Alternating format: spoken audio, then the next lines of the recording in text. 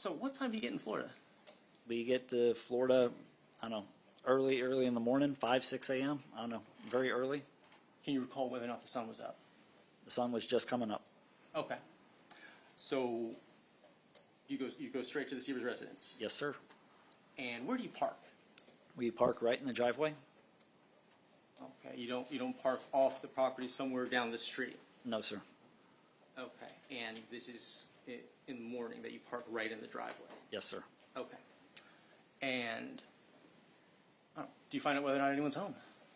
Yes, we unpacked the stuff out of the trunk, our bags. Essentially, if you were going to a hotel room, the same stuff that you would take to a hotel room, we grab our bags, our clothes that we packed to spend the night there at the Seavers. I got multiple, outfits that I brought with me. So did Wayne. We walk into the garage. He enters the code. We walk right into the garage. He closes it. We walk into the house. Let me pause you there and back up. Garage is open or closed? The garage was closed when we pulled up. Okay. How does Curtis open the garage?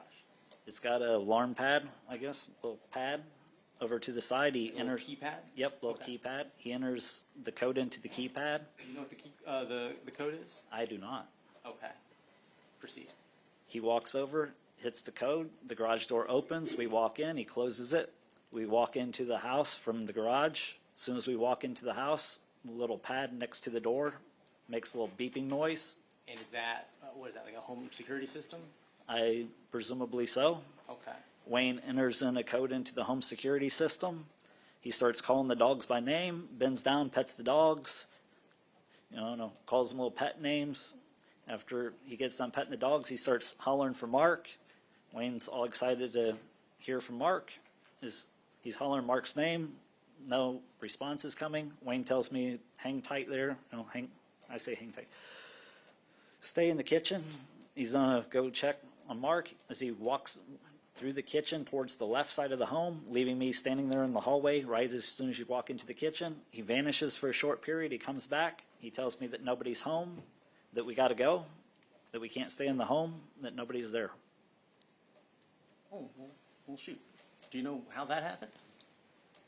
I discovered later that Curtis Wayne Wright apparently mixed up the times of whenever we're supposed to be coming down to Florida for this trip and whenever Mark had his own trip planned. Although Wayne's been telling everybody about this trip for at least a good month prior to us actually going on the trip. Okay.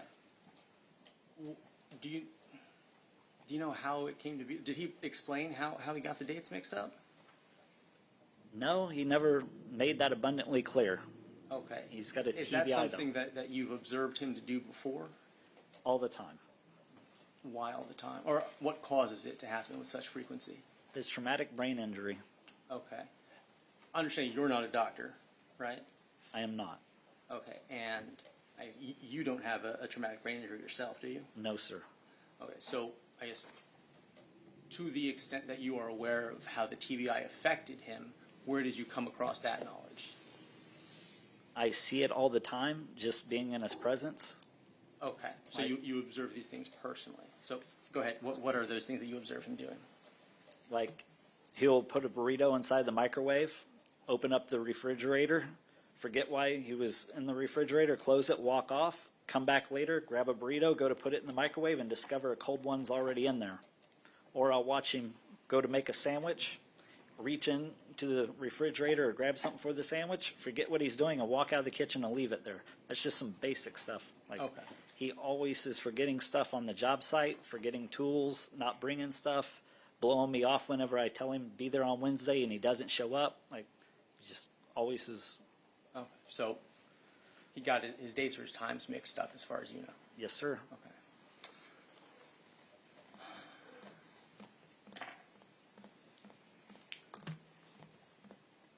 So what do you do? We went to the beach, have fun, Okay. went sightseeing. Why didn't you just turn around and go back to Missouri? Why would we? We were supposed to be down here as far as I knew. Well, that reminds me of something I wanted to ask you earlier. Were you paid for your trip down to Florida? No, I was not. I was What was promised $100 to help Wayne paint, Let me Yes. ask you about that. as well as I was promised he was going to pay for the vacation. Okay. let me ask you about the $100. Did you need the money? No, sir. You were still working your other jobs at this point? Yes, sir. Okay. Were you having any trouble paying bills? No, sir. Okay. I think you gave me a number earlier regarding a fair portion of your aggregate take-home pay left over once all your bills are paid. Yep. That's still the case? Yep. Okay. So you're paid $100 or told you'll get $100 to come help them. Okay. Thank you. Thank you for that clarification. Now back to what you were doing after you left the Sievers residence. Did he express any reason to believe that the Sievers would be back sometime soon? Yeah, he said they would be back later that day. Did he explain to you why he thought that? No, he did not. Did you ask? Whenever they weren't there, I asked him, I was like, what's going on? That's when he explained that they were apparently on their trip, that he messed up the times. Whenever he said that they'd be back later that day, that we were just going to go to the beach, go out, essentially do what tourists do here in Florida, and come back later. Okay. I assumed that he had knowledge that I didn't have. Okay. And it was his trip, so you were just kind of following his lead? Yes, sir. Okay. So, besides the beach, what else did you do? We went to Walmart to get more stuff for the beach because we discovered we were ill prepared. For instance, I didn't bring towels. I brought my swimming trunks. I brought like a thin shirt that dries quick. I brought my swimming shoes, but I didn't bring any towels. Wayne's sandals that he brought are holding water like a sponge. So after he gets out of the water, every step that he makes, it like squishes water out of the soles. So he had to get some water shoes. Just where do you put your phone when you go to the beach? You know, your watch, your other stuff, your car keys. So we didn't have any of this kind of stuff prepared for the beach. Okay, I thought you were asking me, and as you can tell, I don't go to the beach. So. All right, so I guess do you like take any pictures while you're there? We took pictures all the way coming down to Florida and while in Florida. Okay. Together. And while you're down in Florida, kind of killing time, do either you or Curtis contact anyone back from Missouri? Yes, both of us. Who would you contact? Angela Wright actually called my phone to talk to Wayne Okay. while we were in Florida. Why'd she call your phone rather than Wayne? I don't know. Like, she called my phone to talk to Wayne. I handed Wayne my phone. It's like they talked. He told her like that we made it to Florida safely, that we'd be back Tuesday night, that Mark apparently wasn't home, that we'd be back Tuesday night. Okay. That brings up another point that I'll ask you about it right now. The trip's duration, you understand it to be leave early Saturday, return Tuesday. I had to be back to work Wednesday morning. Okay. Wayne actually wanted a longer trip. That means that I actually supposed to clock in at 4 a.m. on Wednesday. So I'm supposed to make it home sometime close to around midnight on Tuesday. So that was the game plan. Okay.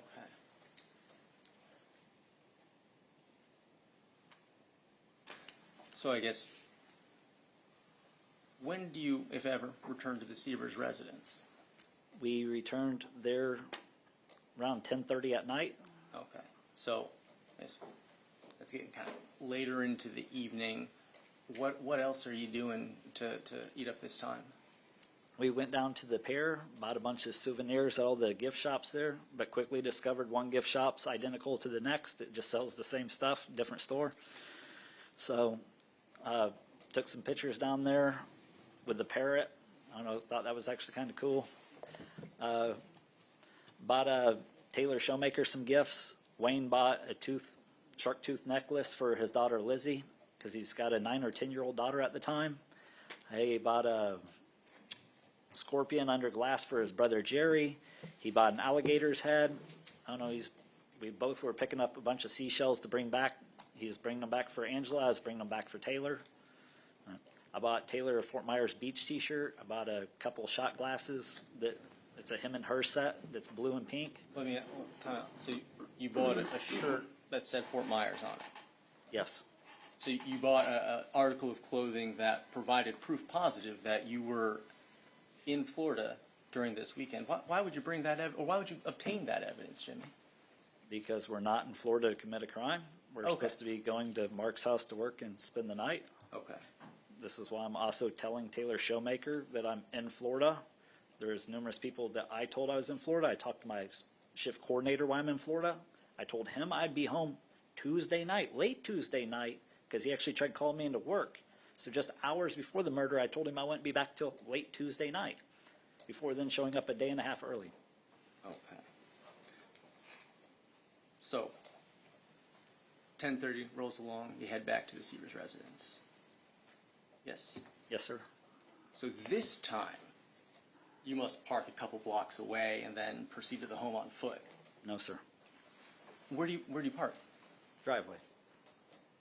Okay. So you park in the driveway, I guess, were the Seavers home? They was not. Okay. Did Curtis, how did he respond to that? When we ran out of just things to do, we actually first stopped by the beach that we were at earlier that morning. We were trying to shower before going over to the Seavers. The beach shower was locked, so we left from the beach to go to the Seavers. We just parked in the driveway, knowing that nobody was home. Like all the lights are off inside the home, and we're just waiting for them to show up. Okay. Grant us entry into the house. And is Curtis expressing any concern that the Seavers aren't there yet? No. Okay. I guess, does he seem confident that they'll arrive? Yes, sir. Okay. I know you said you're waiting there. Are you doing anything, calling anyone, reading anything?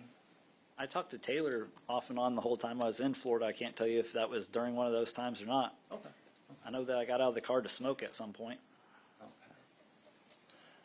Okay. And when you're out of the car, are you hanging around kind of the side of the house? Where are you? Right beside the car, right in the driveway. Everybody can see me, like Okay. nothing secretive. So, I guess is there ever a point in time where someone of the Sievers family does arrive? Yes, sir. Tell me about that. While we were sitting inside the driveway, a van pulls up, lights shine on the side of our car, garage door opens, van pulls into the house, garage door remains open. Let me pause right there and ask you about that. I thought that you were parked in the driveway. Yes, there's two sides on the driveway, so you have two different garage doors. We are parked on the one to the far right in front of that garage door. I now know today, as well as after we entered the home, that there was a station wagon on that side of the garage. Okay. So you're parked on one side of the driveway. I guess there's sufficient room for a van to pull in? Yes, sir. Okay. Proceed from there. What happens?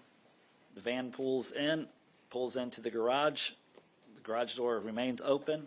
We pop the trunk. We grab our stuff again, the stuff that we brought in originally that morning that we were bringing in to spend the night. We get our stuff. As we're walking towards the home, Teresa walks around the van. She's now standing by the back of the taillights of the van. If I can pause you there. Yep. Had you ever met Miss Sievers before? Mrs. Never. Sievers before, excuse me. Never. Okay, so this is your first time encountering Mrs. Sievers. Yes, sir. Okay, please proceed. And her immediate reaction to seeing Wayne and me walking up our driveway is she asked Wayne, "What are you doing here?" Like, she's immediately got an attitude. She's got a problem with him being there. Wayne starts telling her that he messed up the times of whenever I guess we were supposed to show up. And she immediately starts yelling at him. We walked into the garage. She closed the garage door behind us. Okay, and let me pause you there just to make sure I understand. Both you and Curtis at that point proceed through the garage door, which has been opened, Yep. along with Mrs. Sievers. So all three of you, I guess at this point, are in the garage. Yes, sir. Okay, please proceed. After she closed the garage door, her and Wayne's dialogue continue. Heated like argument while she unloads the stuff from the side of the van. Wayne's now standing at the front of the van. I'm standing on, I guess, the side of the van closer to where the passenger side door would be. So the passenger side? Passenger side, because the van's pulled into the garage nose first, Okay. bumper first. So I'm standing on the side of the van where the passenger door would be. She's on the driver's side with that door open over there, grabbing her stuff out of the van. Let me ask you about that. You say that door open, so is that the driver door which is open? Is it the I guess, side sliding door? Which door's open and having stuff She away had from the it? driver's door open, grabbing some stuff out of it whenever we walked over towards the front of the van, and she has her stuff in front of the van at that point, arguing with Wayne Wright. Okay. And I guess, is there enough room in the garage for it to open up within the garage and not, strike the side of the garage? The driver's door? Yes. Yes, that's how she got in and out of the van. Okay. All right. So she's unpacking while having this conversation with Curtis. What are you doing? I'm just standing there kind of wondering what the heck's going on, because I was expecting a normal, reunion. Whenever I show up to people's house to work on the regular, like normal, because this is, to me, you might have a job where you work in a courtroom. My job isn't working in people's houses. I'm used to people being more receptive of us when we show up. So you're there to do something. Yes. Okay. But that's inconsistent with what you're observing between Mrs. Seavers and Curtis. Yes. Okay. I guess, did she have any reason to believe that Curtis and you would be there waiting for her upon her arrival? Objection. Witness lacks personal knowledge of what Dr. Seavers would know. Sustained. Did you hear anything during the course of their exchange that led you to believe that this was an expected encounter between the two of them? She said that we, when I shouldn't say the word we, he was expected to show up next weekend, not the weekend that we were there. That he, Curtis Wayne Wright, was expected to show up next weekend. Okay. So, how's Wayne taking all of this, as you can observe? What's his demeanor? Wayne, who's already been in a bad mood throughout the entire day and is already high and angry, he's frustrated. He's not taking this very well. You could see that he's trying to essentially bite back his temper as she continuously. Let me ask you, have you ever seen Wayne lose his temper before? Yes, actually quite frequently. Okay, so you're not kind of guessing. Are you like recognizing ways that he's acting or his demeanor? Absolutely. With working with Wayne, seeing him throw a bandsaw, or a circular saw, I should say, across the room, actually through the drywall, and other temper tantrums on the job site, yelling at people, I know his mannerisms. Okay, so proceed from there regarding the exchange between Mrs. Sievers and Wayne Wright. So she's yelling at him, telling him he's an idiot, and she's yelling at him, telling him he does a terrible job as their IT work, that he has to come here to Florida constantly to work on their computers, that it's always broken, that she's tired of paying him to do this, told him that he's fired, that she's going to hire somebody different, somebody local. So she's got her finger in his face, she's screaming at him, and it was during this exchange that, while Curtis keeps saying that it's his TBI and trying to take no responsibility essentially for being there late, he picked up a hammer that was in arm's reach and struck her with it. Did you see where the hammer was? It was sitting on the deep freeze. Let me ask you something. When you're painting, how do you use a hammer when you're painting? You don't. Did you bring a hammer with you? No, sir. Okay. Is a hammer like a tool that you use frequently in your job? Yes, sir. Okay, but you didn't have one with you that night? No, sir. Okay. Curtis grabs the hammer. What happens then? He strikes her with it. Where is she standing when so struck? They are face to face in a full-on yelling and screaming match. Or I should say more like she's yelling at him, like he's trying to keep his cool. Well, where are they? Directly in front of the minivan. Okay, So they're still in the standing. garage. She's standing, yes, she's standing right beside the deep freezer. He's standing right beside the deep freezer right there at the corner of the deep freezer, right where the door is that enters into the Seavers home. Okay. He strikes her. What happens? She takes off running down the hallway into the kitchen. Does she, before she does so, I guess let me ask this first. Where are you standing? I'm still standing with my backpack over my shoulder there by the passenger door of the van, waiting for Curtis to walk in, because there's only a little bit of room between the front of the van to make it between the deep freeze and the van itself to actually walk into the house.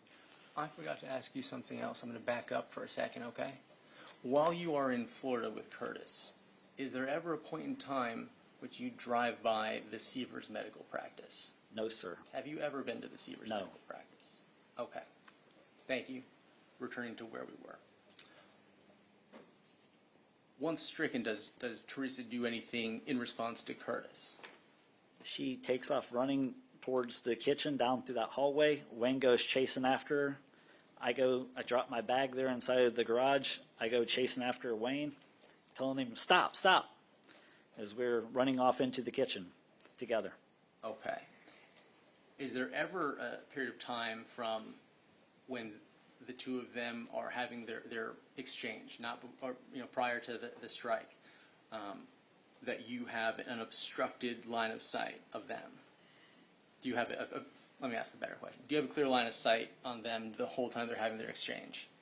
I'm seeing them from a view from the passenger side door, essentially, of the van, Okay. and them standing at the front of the van. So I got an angle at view of being able to see both people while yelling at each other. Okay. Nothing in your way blocking your view? No, sir. Okay. You follow the two in. What do you see? Whenever I make it into the kitchen, Teresa's got her back towards the counter. She's fighting, like trying to fight off Curtis. She's got her arms up. Curtis grabs her by her hair. He swings with his body weight in a circle and swings her to the ground, with her landing towards where the dishwasher, I guess it is, the little island in the kitchen. Let me pause you there to make sure that I understand that. Does he have a hammer in his hand at this point? Yes, sir. Okay. Do you know if he's left or right-handed? He's right-handed. Okay. So is he grabbing her by the hair with his left hand? Yes, sir. Okay. And I'm going to ask you to run through what you describe as using his body to throw, because I don't know if I'm understanding you correctly. Well, I'm in body chains right now, but Okay. he grabs her by the hair With one hand. with one hand. I can't demonstrate it. It's like he's leaning forward, holding her by the hair. Now it's pulling her head forward. And then kind of like how that you would do a throw for that real heavy ball whenever the people that run track, whatever that's called, where you spin in a circle track.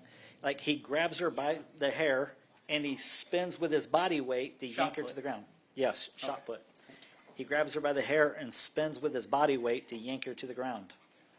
Okay. So she doesn't fall to the ground. He throws her. Yes, he grabs her by the hair while her back's against the counter and swings her in a half circle and swings her back into the counter that she was already leaning back up against. Okay.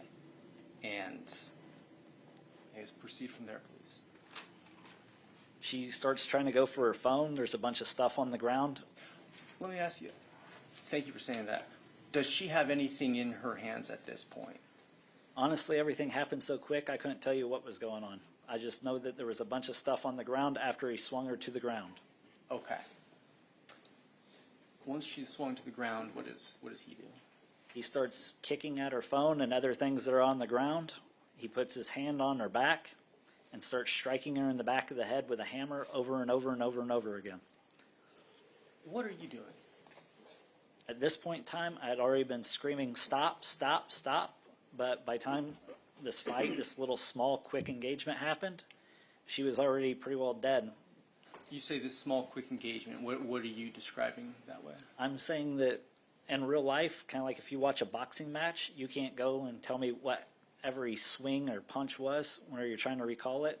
This all happened very quickly. He hit her, she ran down the hallway, he chased after her, he instantly swung her to the ground, kicked the stuff, put his hand on her back and started hitting her in the head with a hammer. This was all really quick. Okay. This was, I would guess, say under 30 seconds. Okay. And where are you standing? At this point in time, I'm standing inside the kitchen, right as where the hallway leads into the kitchen, right beside, I guess, the refrigerator where you first walk in. Okay. And what are you wearing? I am wearing my swimming trunks, a white t-shirt that I've been wearing all day. It's thin white t-shirt. I got on my work boots. I took off my water shoes whenever we left the beach Why'd you do that? because they're filled with sand and they're wet. Like, I don't normally wear water shoes outside the water. Okay. What's Curtis wearing? He's still got on his water shoes, he's still got on his swimming trunks, and he's still got on the shirt that he was wearing at the beach. Was there ever a point in time at which either you or he donned the coveralls? No, sir. Is there ever a point in time at which you or he put on gloves? No, sir. Okay. What does Curtis do once he's, I guess, was there a point in time where he stopped delivering these blows? After her body went limp, she quit holding herself up with her own two arms while he had his hand on her back after she collapsed to the ground. He continued to strike her in the head a couple more times after that. Then he stopped. He raised his hammer and pointed at me in a threatening manner. What do you mean a threatening manner? Well, I'm standing still there beside the refrigerator in the front of it, essentially blocking the hallway area that would walk back into the garage. So after he gets done hitting her, he looks up, his eyes filled with tears, where he's just so angry that he's crying. And as he looks up at me, and then he points the hammer at me, like kind of like if you were holding a microphone out in front of somebody's face. He points the hammer directly towards my face. I put my arms up. Does he Surrender. say anything to you? No, he doesn't say a word to me. After I put my arms up, I was like, I didn't see. Those were my exact words. He then brushes past me and walks down the hallway into the garage. Okay. And I guess do you go and check on Mrs. Sievers? No, as I started to go walk behind him towards the garage, he made the comment, he goes, we got to make this look like a break-in or a burglary gone wrong. As he grabs her luggage that was there, that she had just unloaded from the van, and he just starts dumping stuff out everywhere all over the ground. Okay. And By the way, backtrack, he still's got his hammer with him. He set that off on the freezer whenever he went to go rifling through her belongings. I was going to get there, but thank you. So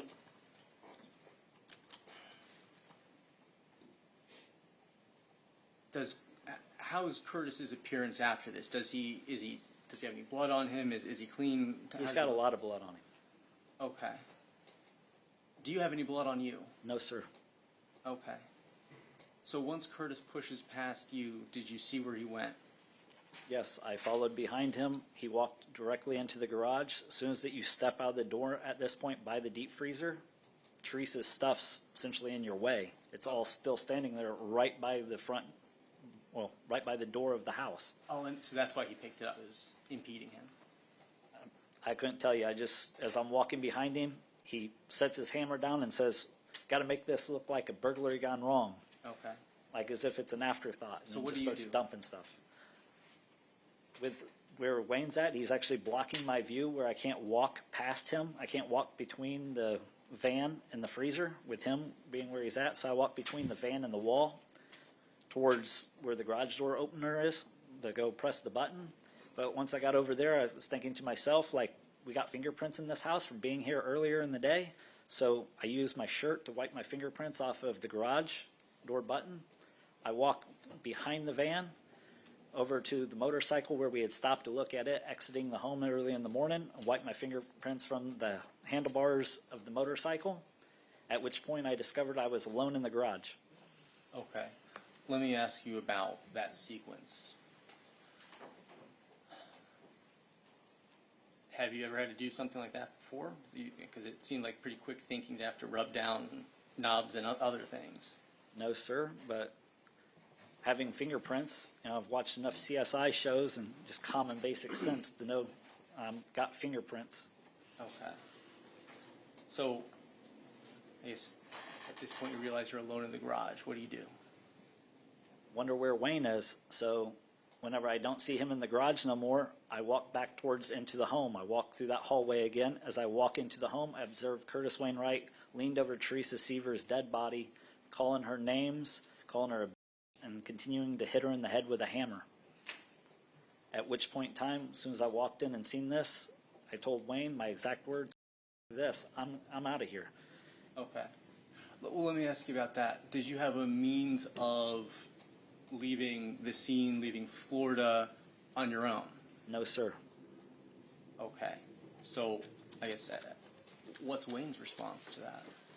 Wayne stops what he's doing. He walks towards me. He takes his T-shirt, wipes his fingerprints off the handle of the hammer that he was using, and just drops it there in the kitchen. Tells me wait up for him, which I don't. I just keep walking as he stops to wash his arms and blood off inside the sink that's in that hallway heading towards the garage. That was my question. Where is that sink located? Okay. And so did you watch him wash off? I was there present enough for him to turn on the water and start splashing the water on his arms where he had blood up and down his arms, at which point I just walked out of the garage and I was done to leave. I didn't want to open the front garage door. It makes a lot of noise. People would see me. So I went out through the side door with my backpack. Right after that, Wayne comes out. Whenever Wayne comes out, he's got a pry bar in his hand. He closes the door, which I was still over here taking my time. The reason why it's taking me so long is I'm trying to wipe my fingerprints off the door as I'm touching it and things as I'm going along. Wayne closes the door, puts a couple pry marks on it. After it's already unlocked and we're already outside the home, he puts a couple pry marks on it, walks back inside the garage to return, put away that pry tool that he found in the garage. Did you see where he got it from the garage? No clue. Okay. Once he comes back outside the home, he himself closes the door, wipes his fingerprints off the door handle after he closes it, and then he strips his clothes off, puts them inside of his backpack, and puts on another clean pair of clothes that he had brought with him for trip and stay there at the Seavers. Okay. So, what do? You got to get in the car with this guy? I have to. I don't have any other mode of transportation to get back to Missouri. You didn't call the cops. No, sir. Why didn't you call the cops? At the time, I'm just scared. I'm in the moment. My PTSD is going. I just want to get out of the house. Okay. And I guess, had Curtis made any threats towards you at that point? Not yet at that point. Okay. So, what do you do then? We then go to the car. Once we go to the car, we put our stuff back inside the trunk, the stuff that we were planning, to keep there at the Seavers to spend the night. We put our stuff away. We leave from there, and we go directly back to Missouri. Okay. Let's talk about that car ride back. I guess, does Wayne do anything that causes within you concern for your own safety? Yes. What's that? Well, he's very up, down, all around. What do you mean by that? I mean, like, earlier inside of the evening while we were there walking around the beach, we had been drinking. Mm-hmm. Wayne hasn't slept this entire 19-hour drive down here. The whole time we're down here, he's snorting Adderall, he's high, and now he's going from super angry to super happy. So first thing he tells me is he's crying and he's telling me that he never meant to kill her, that I got to understand it was an accident, he just freaked out, it's his TBI. 2 seconds later, he's laughing and giggling and telling me it was a fun game of whack-a-mole. And then threatening to kill me and threatening to kill Taylor if I go to the cops or tell anybody.